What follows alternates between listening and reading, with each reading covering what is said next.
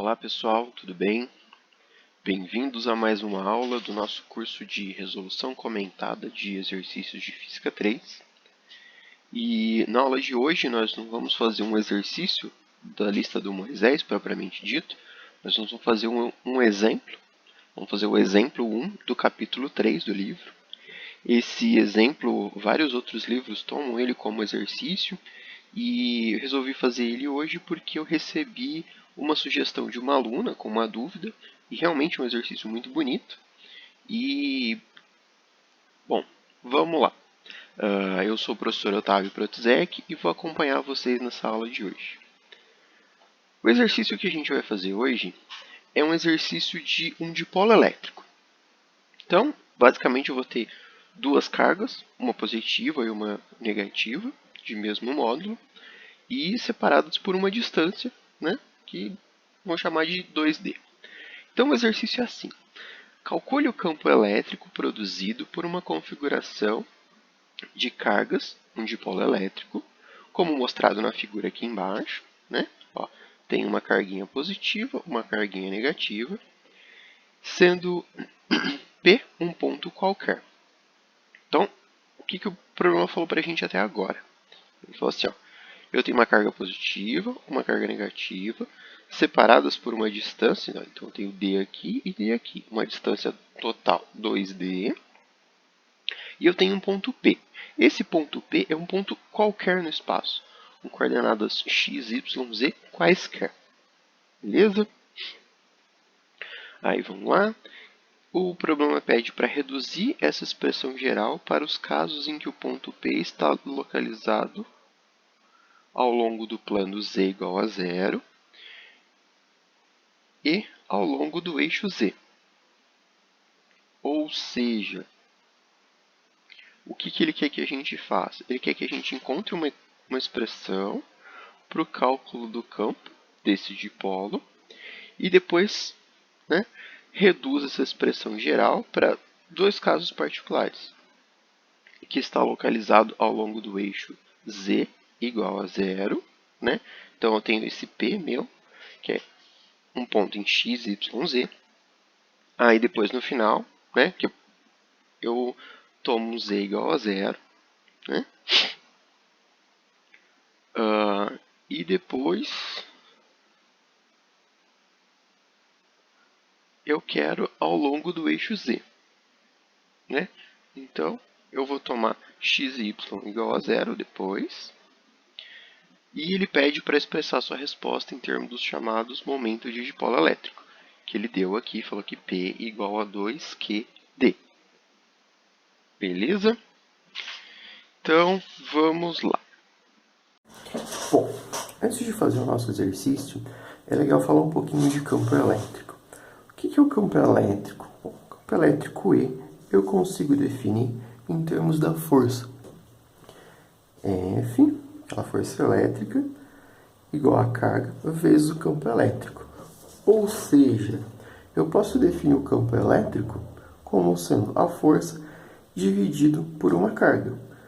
Se a gente olhar lá naquela equação da lei de Coulomb, eu tinha Qzão, Qzinho, na direção de R, tudo isso dividido por 4πε0, R quadrado. Isso daqui, equação para força. Para o campo, o que eu fiz? Eu dividi isso por quê? Então, eu fiquei com uma equação para o campo elétrico de E igual a Qzão, na direção de R, dividido por 4πε0, R quadrado. Tá, mas o que é esse R agora, né? Que eu não tenho uma outra carga para a gente saber a distância entre os dois. Esse R é um ponto qualquer, um ponto que eu escolhi, o que o problema pede. Então, o que eu tenho aqui? Uma carga. Essa carga, a gente vai ver depois, ela tem linhas de campo radiais, ou seja, tem intensidade de campo para todas as direções, com o mesmo módulo. E aí, se eu quero saber o campo em uma determinada posição R, esse campo vai ser essa carguinha na direção do vetor que une a carga, o ponto onde está a carga, até o ponto onde eu quero saber o campo, dividido por 4πε0 r². Aí vocês me perguntam assim, professor, por que é útil eu saber o campo? Porque, olha só, suponha que eu tenho um campo constante, eu tenho um lugar carregado, e eu queira exercer uma determinada força nesse local aqui, uma determinada força elétrica. Aí, sabendo a quantidade de força que eu quero colocar e conhecendo o campo, eu sei quanto de carga eu preciso colocar aqui para a gente ter determinada força. Tem alguma aplicação prática nisso? Olha, um exemplo que eu conheço é impressora jato de tinta. O que acontece? Você tem um campo elétrico constante, né? Aí você quer que determinada partícula de tinta ela vá aderir em determinado local do papel. Aí você faz o quê? Você carrega essa determinada partícula de tinta com determinado número de cargas. Ela passando essa carga, ela atravessando por um campo, ela vai parar na coordenada onde eu quero. E o que vai acontecer? Ela vai aderir à folha e vai assim imprimir o trabalho que a gente está fazendo. Bom, para uma carga funciona assim. Quando eu tenho várias cargas, eu posso escrever equação para o campo desse jeito, né? Basicamente igual a gente fez para a força. Então, ó, E igual a 1 sobre 4πε0, aquela constante. O número de cargas que eu tenho, esse I da primeira carga até a enésima carga, né? QI RI² nessa direção. Basicamente, o que isso significa? Olha, suponha que eu queira saber o campo nesse ponto P aqui. E nesse ponto P, ele está rodeado por algumas cargas. Então, ó, eu tenho uma carga Q1, Q2, Q3, Q4, podia ter Qn aqui, né? O que eu faço para saber o campo nesse ponto P? Descubro o campo devido a essa carga, essa carga, assim respectivamente. Então, como é que fica o meu campo neste ponto P? O campo da carga 1, da carga 2, da carga 3, da carga 4. Isso eu tenho 1 sobre 4πε0, aquela constante, e abrir a somatória aqui, ó. Q1 R1² na direção de 1, Q2 R2² na direção de 2, e assim respectivamente. Lembrando que essas somas aqui são somas vetoriais, então eles, dependendo do sistema de coordenadas que a gente estiver trabalhando, né, ele vai ter componentes em x, em y, né? Bom, por hoje eu vou falar só de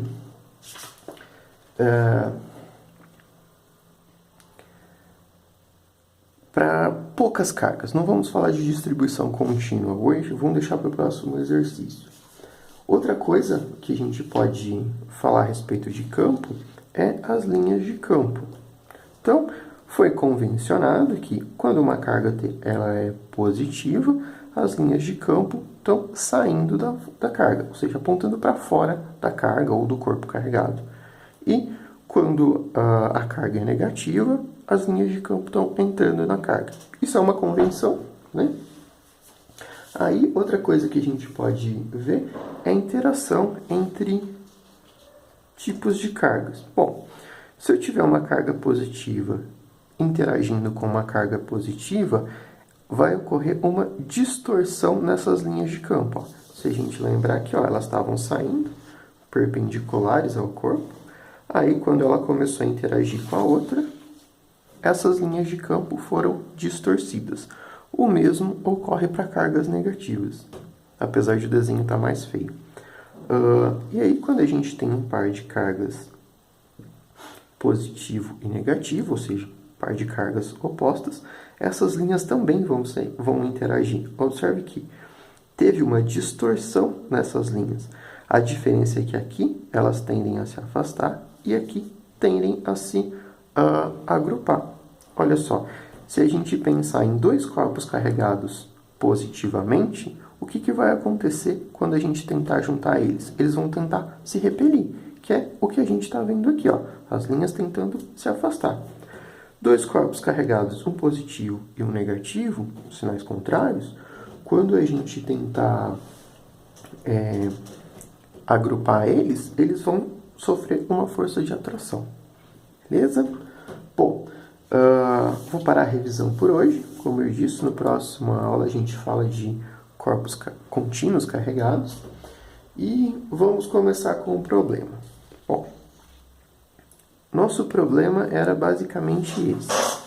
Tem um dipolo de cargas, ou seja, uma carga positiva, uma carga negativa. O desenho do problema fala pra gente que essas cargas elas estão no eixo Z, né? E ele pede pra gente, a princípio, calcular o campo em um ponto qualquer, né? P de x, y, z. Para depois a gente fazer algumas aproximações que ele pede. Então, o que mais de informação que o problema dá pra gente? Bom, ele fala que essa carga Q+, ela está a uma distância d da origem, no eixo Z, né? E essa carga Q- também está a uma distância d da origem do eixo Z. Só um detalhe aqui, por convenção, as duas estão à mesma distância da origem, só que essa está para baixo, então esse D aqui tem um sinalzinho de menos, e esse daqui tem um sinalzinho de mais, só para a gente conseguir localizar essa carga. Então eu posso escrever assim, em coordenadas cartesianas. Essa carga aqui, ela está nessa posição aqui, ou seja, ela está em 0 no x, 0 no y, e na posição mais d no eixo z. Já essa carguinha aqui, ela está na posição 0 do x, 0 no y e na posição menos d no eixo z.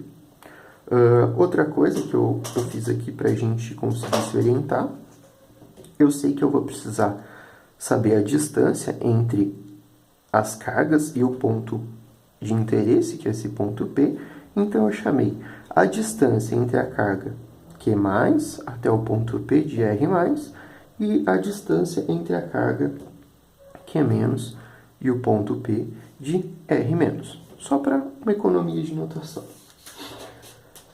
Bom, então essas foram as informações que o problema deu para a gente. O que eu preciso saber agora? Bom, um dos primeiros desafios vai ser encontrar esses R's aqui, R+ e R-, ou seja, a distância entre as respectivas cargas e o ponto P. O que eu fiz? Eu redesenhei aqui, né, o desenho do problema, só para a gente conseguir visualizar melhor. Então, aqui eu tenho o 0 do eixo Z, a carga mais, a carga menos. Aqui o desenho está em duas dimensões, mas esse ponto aqui, ele pode estar em qualquer posição, os pontos x, y e z. Beleza? Estou fazendo para pontos genéricos. Então, o que a gente tem? Por que eu fiz esse desenho aqui? Para a gente conseguir visualizar melhor esse R- e esse R+, as respectivas distâncias.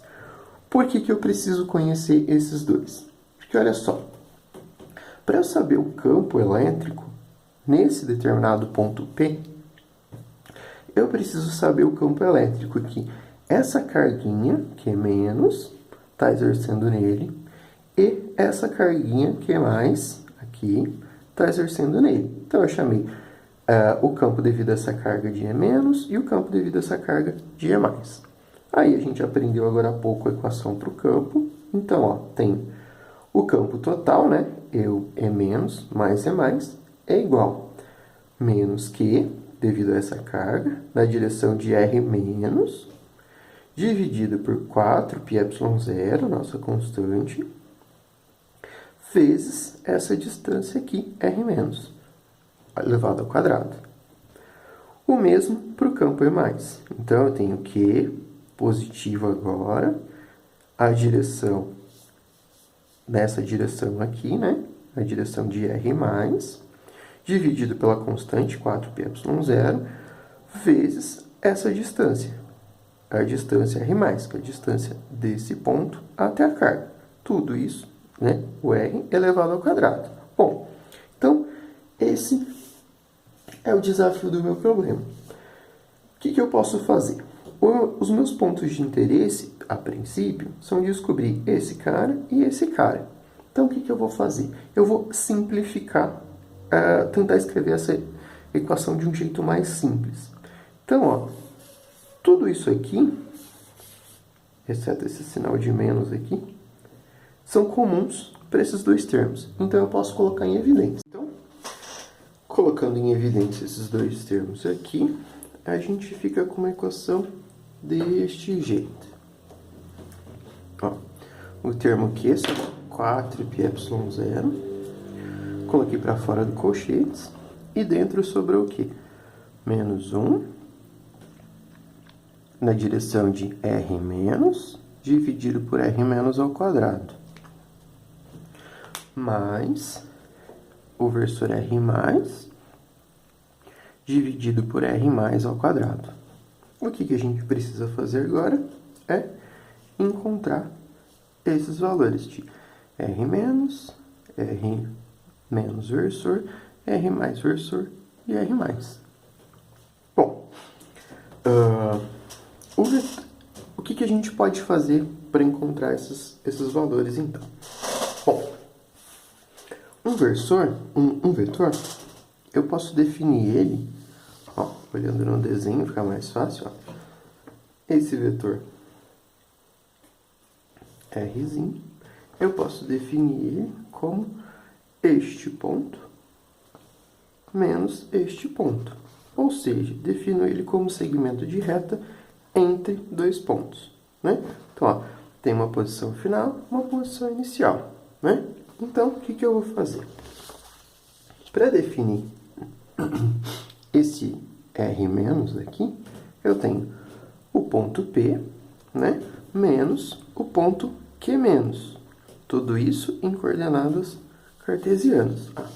Então, ó, ponto P, esse ponto aqui, então, coordenadas x, y, z, e o ponto Q, menos, que é onde está situada a carguinha menos Q. Bom, como é que a gente faz isso? O ponto P é um valor qualquer de x na direção de y, mais um valor qualquer de y na direção de j, mais um valor qualquer de z na direção de k. Né? A gente tomou o P como sendo genérico, então x, y, z são números quaisquer. E o ponto Q-, onde está a carguinha menos Q. Então, em coordenadas cartesianas, eu tenho 0 na direção de I, 0 na direção de J e menos D na direção de K. Como assim? Vamos olhar no desenho, para ficar mais fácil. Ó. A carga, ela está sobre o eixo do Z, né? Se ela está sobre o eixo do Z, a coordenada x vai ser 0, a coordenada y vai ser 0 e a coordenada z vai ser no lugar onde ela está. Então, o problema falou para a gente que essa carga menos Q está uma distância d da origem, só que para o lado negativo. Então, ela é menos d na direção de z. Então, eu consigo escrever assim, menos Q igual 0 na direção de x, i, né? 0 na direção de j, menos d na direção de k. Beleza? Bom, fazendo essa soma, né? Esse P menos esse Q, eu fico com isso, ó. Então, aquele R menos R menos igual x na direção de I, porque o 0 era J, a menos que tinha 0 na direção de x, o y mesma coisa, então me sobrou só esses dois aqui. Para a direção de z, que muda um pouquinho. Então, eu tenho z, né, que veio de menos p, e menos d, só que eu tinha um sinal de menos aqui, né, e ficou mais. Ou seja, o vetor R menos é igual a x na direção de I, mais y na direção de J, mais, abre parênteses, z mais d na direção de K. Usando o mesmo processo para R+, eu tenho R+ igual a x na direção de I, mais y na direção de J, abre parênteses, z menos d na direção de K. Notem que, basicamente, a única diferença aqui é esse sinal de menos.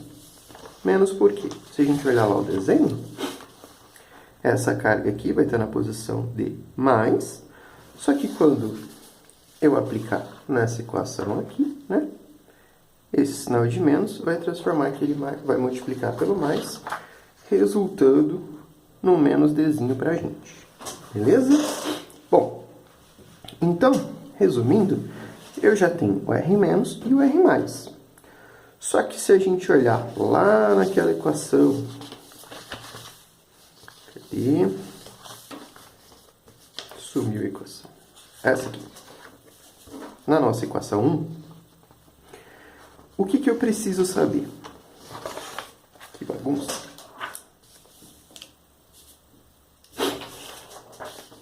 Eu preciso saber o versor, tanto R- como R- e o R- ao quadrado e R- ao quadrado.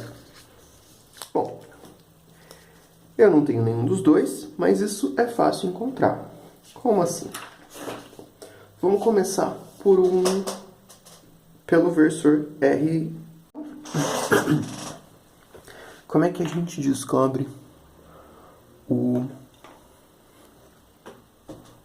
versor? Então, o que a gente tinha lá? A gente tinha o vetor R, né? R+ e R-. Eu tenho que descobrir os versores e ele ao quadrado. O que eu posso fazer? Bom, vou fazer aqui para um vetor qualquer, vetor R. Então, esse vetor ele tem algum número em x na direção de I, um y na direção de j e um z na direção de k. Então, para eu encontrar o versor desse vetor, o que eu tenho que fazer? Dividir o vetor pelo módulo dele. Então, o vetor é xi mais yj mais zk, né? E o módulo dele é o quê? As componentes elevadas ao quadrado, tudo isso dentro de uma raiz, né? Então, x ao quadrado, y ao quadrado, z ao quadrado, tudo isso dentro da raiz. Então, assim eu descubro o versor deste meu determinado vetor qualquer R.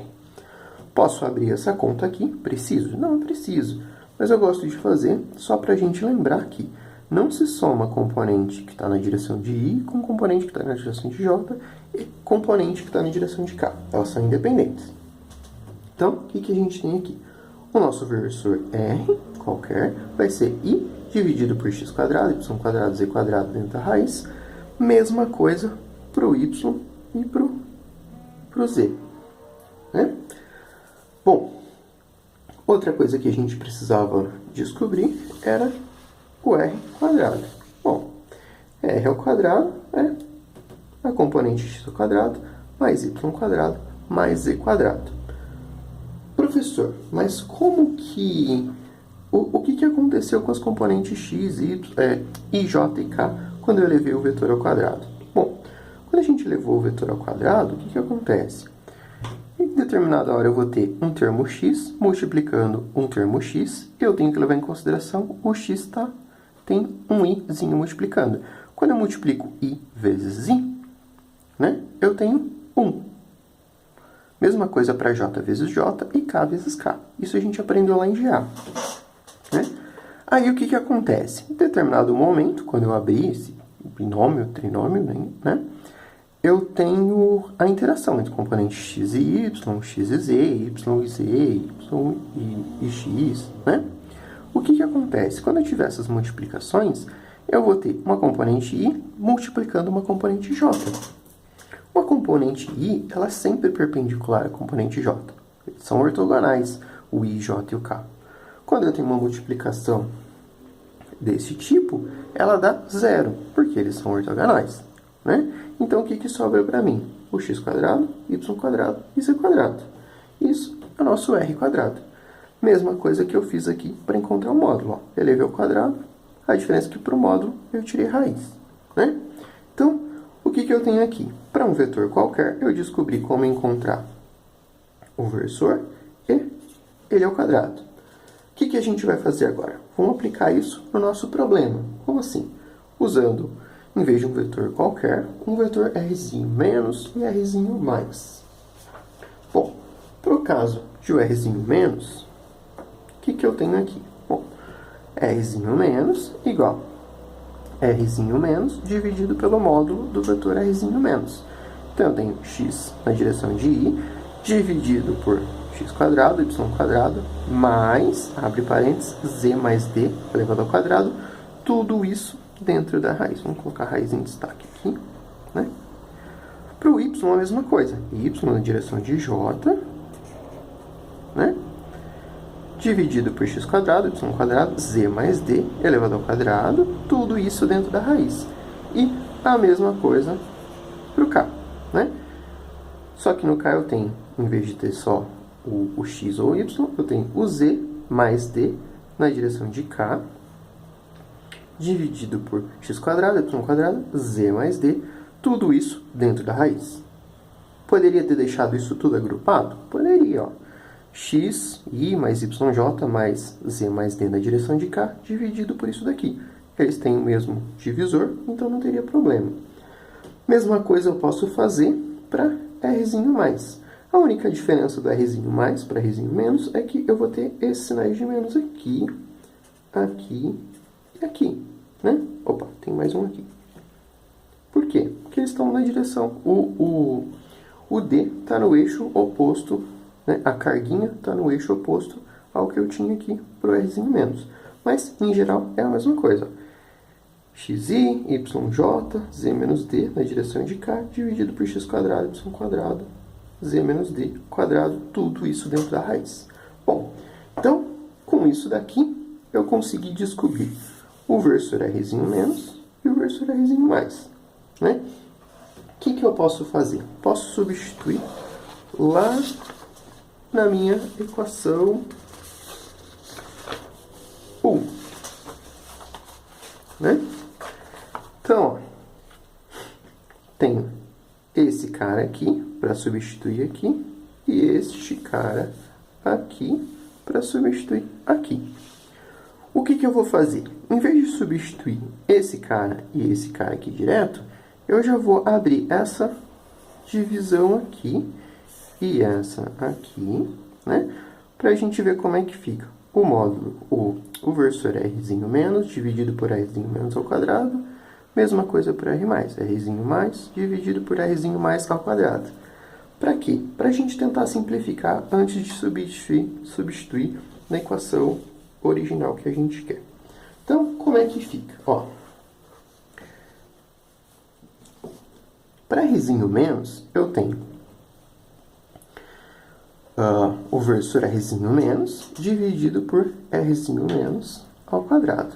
O versor Rzinho menos, eu sei que é xi mais yj mais z mais d vezes k, dividido por x quadrado, y quadrado, z mais d ao quadrado, tudo isso dentro da raiz. Notem que eu agrupei aqueles termos lá, só para não ocupar espaço. Né?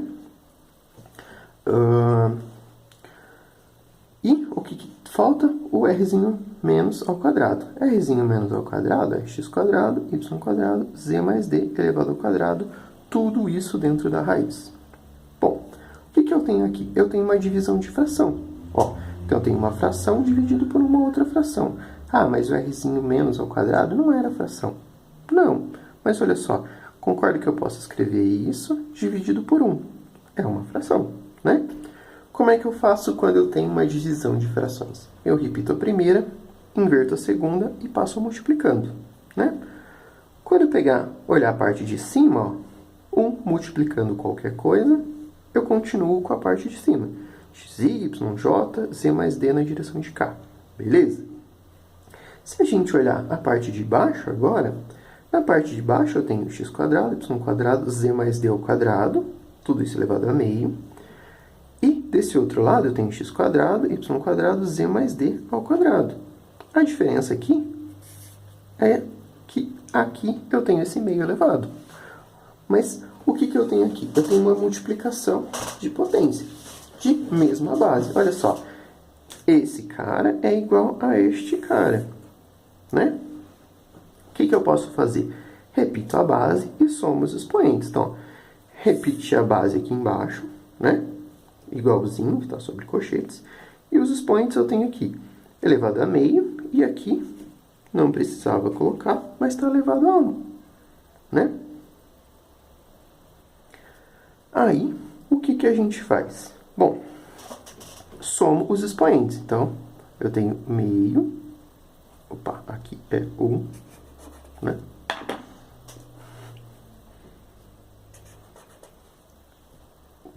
Né? Então, eu tenho meio mais 1. Meio mais 1, eu tenho que tirar o mínimo, né? Já tinha me adiantado aqui, vou esquecer aqui. Então, eu tenho... Quando eu tiro o mínimo, eu passo esse 2 multiplicando, eu tenho 1 mais 2 igual a 3 meios. Substituo esse 3 meios aqui. Então, resumindo, eu tenho versor Rzinho, né? Dividido por Rzinho, versor Rzinho menos, dividido por Rzinho quadrado. Eu tenho que é igual a menos aqui, né? Que ele carregava de antes. Xi, YJ mais Z, mais, abre parênteses, Z mais D na direção de cá. Tudo isso dividido por x quadrado, y quadrado, abre parênteses, Z mais D ao quadrado. Tudo isso elevado a 3 meios. Fazendo o mesmo processo para Rzinho mais, eu vou ter basicamente a mesma conta. O único diferencial vão ser esses sinais de menos aqui, que ele já carregava lá no começo. Bom, aí, o que eu posso fazer? Eu tenho esses valores e esses valores. Eu chamei de equação 2 e equação 3. Vou substituir isso lá na minha equaçãozinha 1. Então, eu tenho esse valor aqui agora e eu tenho esse valor aqui agora. Vou substituir aqui. Fazendo essa substituição, tinha aquela constante lá, né? E igual a Q sobre 4πy0. Aqui eu tenho o versor Rzinho menos, dividido por R1 quadrado, que ficou desse jeito, depois da simplificação. Aqui, mesma coisa, só que para Rzinho mais e Rzinho mais ao quadrado. Bom, aí tá pronto o meu problema, né? Eu tenho o E em termos de x, y, z, né? Em todos os termos que o problema me deu. Se eu quiser calcular esse campo E em qualquer ponto, né? X, y, z, é só substituir os valores aqui. Pronto.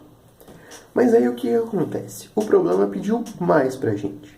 O problema pediu pra gente descobrir o campo quando eu tivesse z igual a 0, né?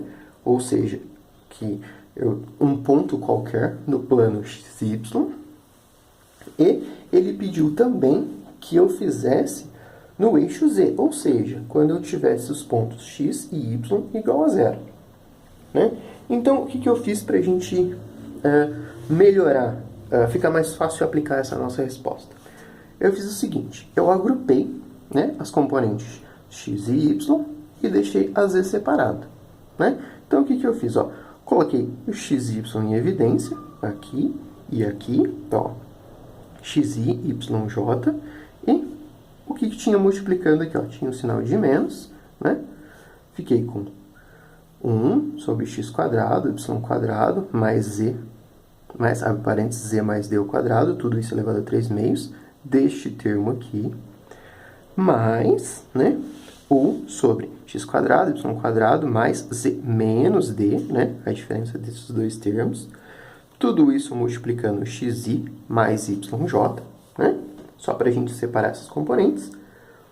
Aí, me restou a componente z, então, mais, né, o que eu tinha aqui, né, z mais d, que vinha daqui, na direção de cá, dividido por x quadrado, y quadrado, a parênteses z mais d ao quadrado, tudo isso elevado a 3 meios, e essa parte de azul aqui, que eu tenho z menos d na direção de cá, x quadrado, y quadrado, z menos d ao quadrado elevado a 3 meios. Beleza? Então, é uma equação bem bonitinha, né? Notem que se a gente fizer essa multiplicação aqui, né, e somar tudo, ó, tem mesmo a mesma divisor, todo mundo, a gente volta para o resultado original. Bom, então, por que a gente fez isso mesmo? Para tentar substituir o z igual a zero, né, para o primeiro caso, e depois substituir o x e o y igual a zero para o segundo caso que o problema pede. Então, vamos começar com o caso particular que eu tenha z igual a zero. Para z igual a zero, essa nossa equação, muito bonitinha, ela vai ficar assim, ó. Então, né, tenho o meu campo, e de x, y, z. No caso, o meu z é zero, né? Então, o que vai acontecer? Eu tenho aqui q sobre 4πy0, não mudou nada, aquela constante. Aí o termo menos 1, né? Dividido por x quadrado, y quadrado, mais, aqui eu tinha um termo de z, ficou 0, d, né? Elevado ao quadrado, tudo isso 3 meios.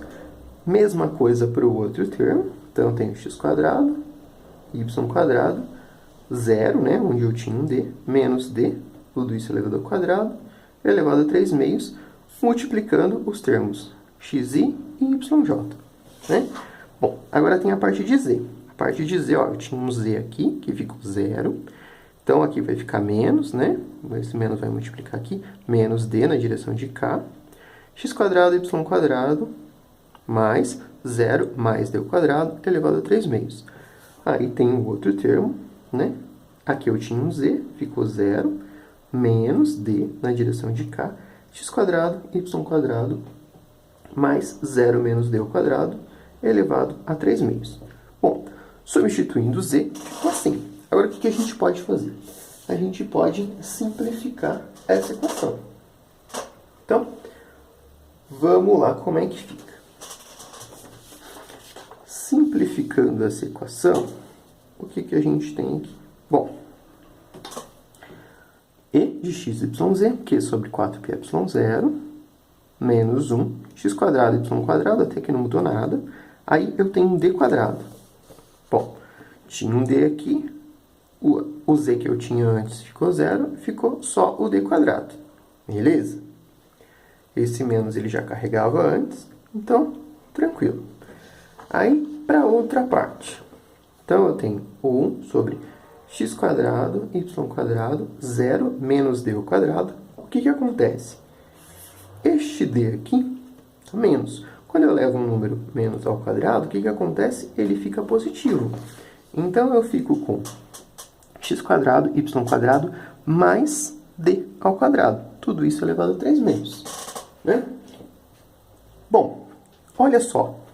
Agora eu tenho menos 1 dividido por esse termo aqui, mais 1 dividido por esse termo aqui, que é igual ao primeiro, né? Então, eu tenho menos um número mais um número, eu posso cortar.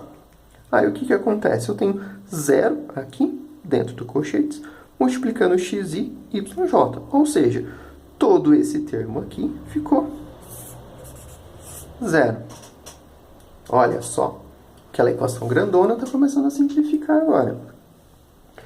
O que sobrou para a gente? Sobrou os termos na direção de z. Então, tenho menos d na direção de cá, né? Menos d na direção de cá. Bom, esse cara é igual a esse. Beleza? Agora vamos olhar a parte de baixo. X quadrado, y quadrado, mais d quadrado. Por que mais d quadrado? Vamos olhar lá. Porque eu tinha x quadrado, y quadrado, 0, onde eu tinha o z, mais o d ao quadrado. Ficou d ao quadrado. Então, o que sobrou para a gente foi x quadrado, y quadrado, d quadrado, elevado a 3 meios. Até aí, tranquilo. Para a parte em azul, eu tinha o menos aqui em cima, né? O x quadrado, y quadrado, ficou d ao quadrado, elevado a 3 meios. Bom, o que a gente tem? A gente tem que este termo é igual a este termo, né? Somando duas frações, eu sei que menos D, o que que acontece?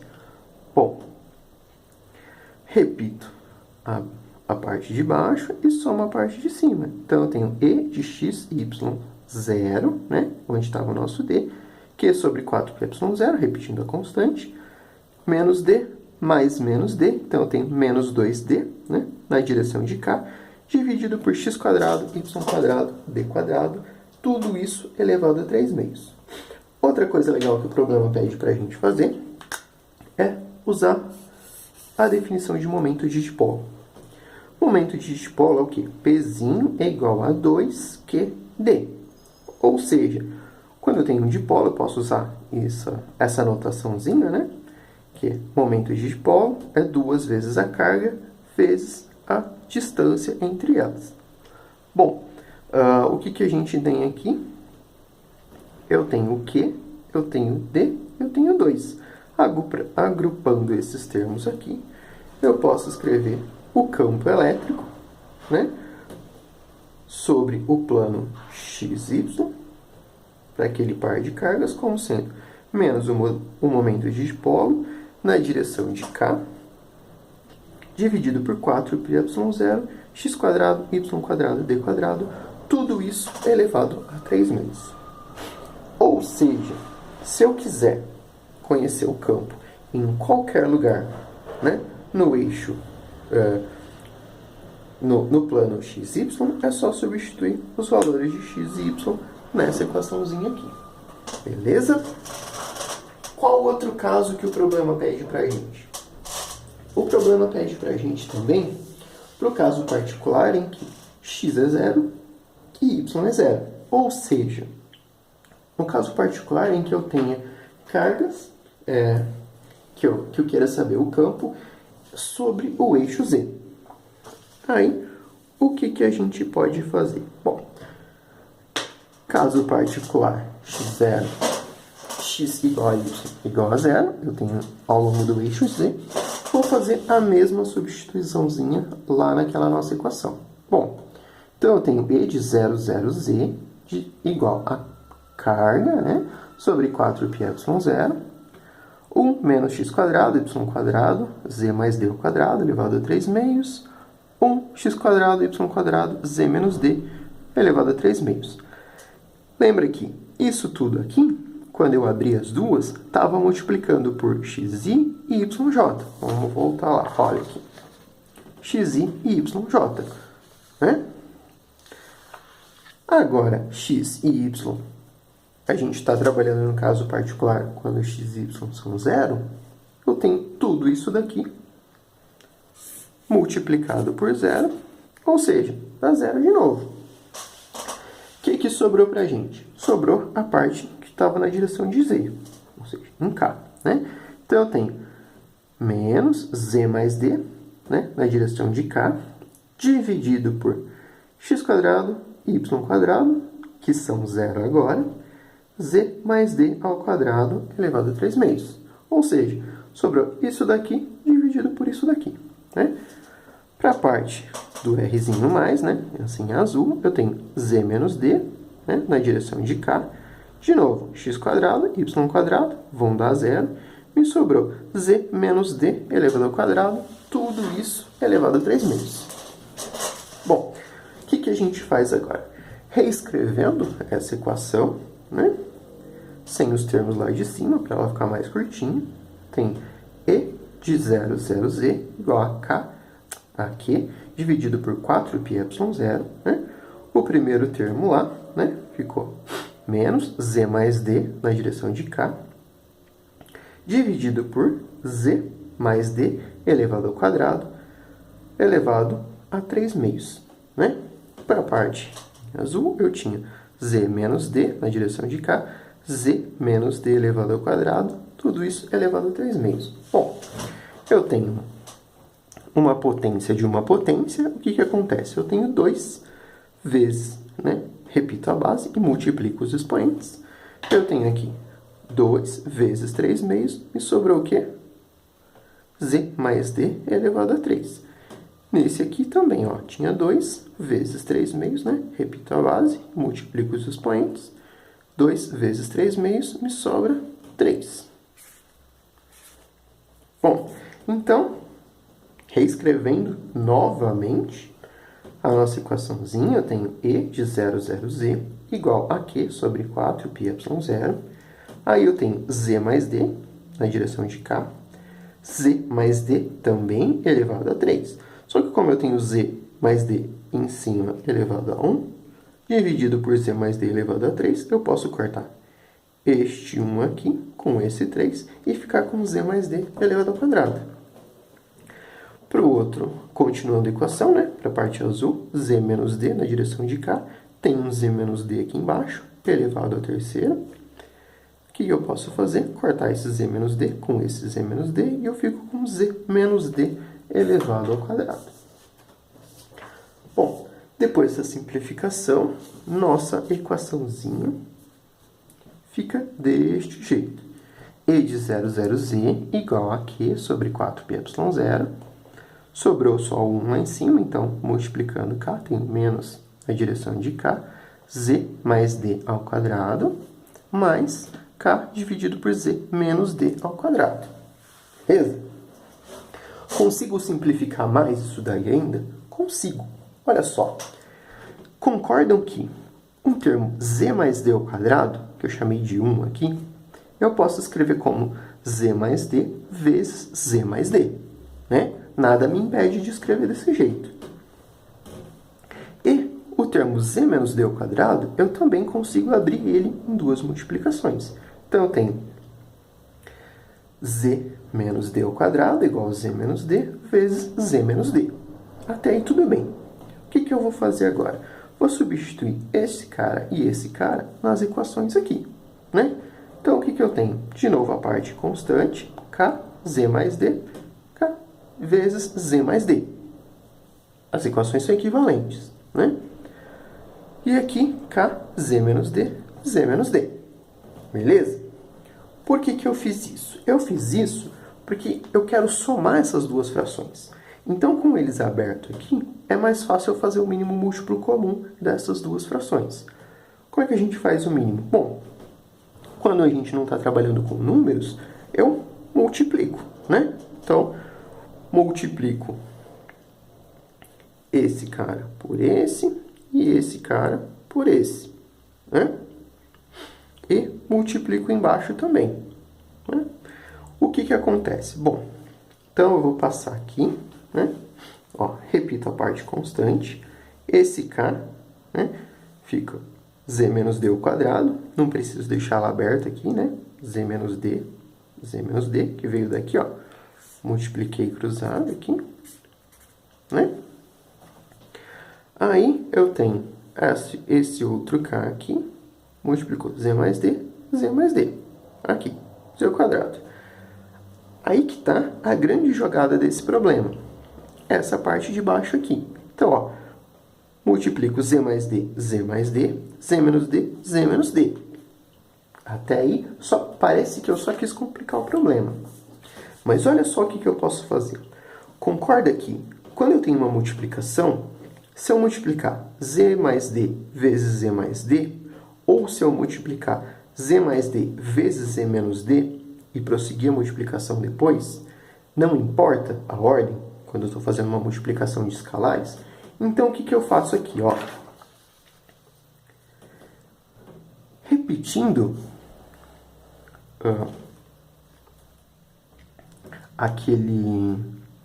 a parte constante, né? E de 0, 0, Z dividido por Q sobre 4πy0, eu abri aquele Z mais D e Z menos D ao quadrado lá em cima, então eu apliquei o binômio de Newton, né? Z quadrado, D quadrado, menos 2ZD. Esse menos aqui com esse menos aqui vai acabar ficando mais, né? Continuando, eu tenho Z quadrado, mais D quadrado, mais 2ZD, né? Da parte de cima, então, ó, eu tenho esse menos vezes esse Z quadrado, eu tenho menos Z quadrado mais Z quadrado, vou cortar. Esse menos vezes D quadrado, eu tenho menos D quadrado, mais D quadrado, corta também. E aqui, esse menos vezes esse menos dá mais. Então, eu tenho 2ED mais 2ED. Vai sobrar 4ZD. Agora, para a parte de baixo. Para a parte de baixo, como eu tinha dito agora há pouco, o que eu fiz? Eu tinha Z mais D vezes Z mais D vezes Z menos D vezes Z menos D. Eu troquei a ordem. Por que eu troquei a ordem? Ó, Z mais D, Z menos D. E outra multiplicação de Z mais D, Z menos D.